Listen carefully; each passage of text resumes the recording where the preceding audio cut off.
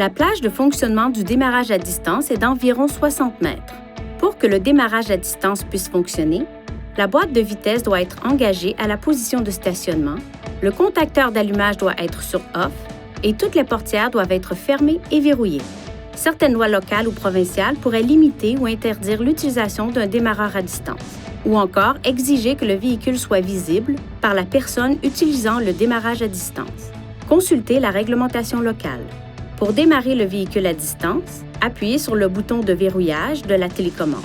Dans les 5 secondes qui suivent, appuyez sur le bouton « Démarrage du moteur » et maintenez-le enfoncé pendant au moins 2 secondes. Le moteur se met en marche, les feux de stationnement s'allument et le système de chauffage et climatisation automatique commence à réchauffer ou à refroidir le véhicule en fonction de la température extérieure, de la température dans le véhicule et du dernier mode utilisé.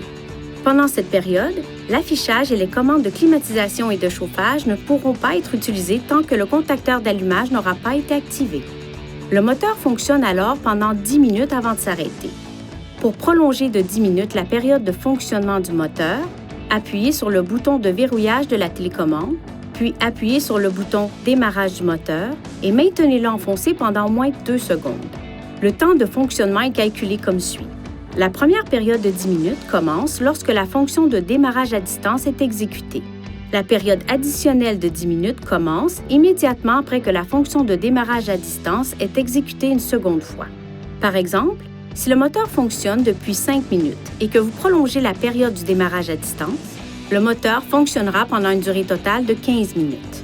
Appuyez sur le bouton « Démarrage du moteur » de la télécommande à tout moment pour annuler le démarrage à distance du moteur. Après 2 démarrages à distance, le contacteur d'allumage doit être désactivé puis réactivé avant de pouvoir utiliser de nouveau la fonction de démarrage à distance. Pour conduire le véhicule après avoir utilisé le démarrage à distance, enfoncez la pédale de frein et appuyez sur le contacteur d'allumage. Veuillez consulter le manuel du conducteur pour obtenir des renseignements importants concernant la sécurité et les limites du système et pour en savoir davantage au sujet de son utilisation et de ses caractéristiques.